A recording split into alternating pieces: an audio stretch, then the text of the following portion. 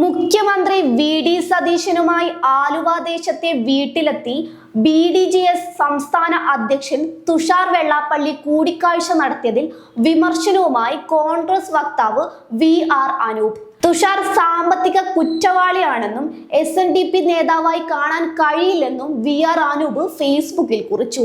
തുഷാർ വെള്ളാപ്പള്ളിയുമായി ചർച്ച നടത്താൻ തയ്യാറല്ലെന്ന് മുഖ്യമന്ത്രിക്ക് പറയാമായിരുന്നുവെന്നാണ് വിമർശനം.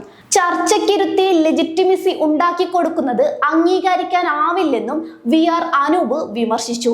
സാമ്പത്തിക തട്ടിപ്പിൽ ഗൾഫിൽ അറസ്റ്റ് ചെയ്യപ്പെട്ട തുഷാറിനെ അന്നത്തെ മുഖ്യമന്ത്രി പിണറായി വിജയൻ പ്രത്യേക താല്പര്യമെടുത്തു കത്തെഴുതി മോചിപ്പിച്ച് നാട്ടിലെത്തിക്കുമ്പോൾ അന്ന് അതിനെ എതിർത്തത് അന്നത്തെ പ്രതിപക്ഷ നേതാവ് മുതൽ ഇന്ന് എഴുതുന്ന ഞാൻ ഉൾപ്പെടെയുള്ള കോൺഗ്രസ് പ്രവർത്തകരാണ്.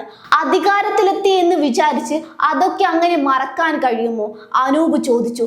തങ്ങളെ പോലെയുള്ളവർ വെള്ളാപ്പള്ളിക്കെതിരെ നടത്തിയ പോരാട്ടം കൂടിയാണ് ഇന്നത്തെ അധികാരമെന്നും വി.ആർ. അനൂപ് ഓർമ്മിപ്പിച്ചു.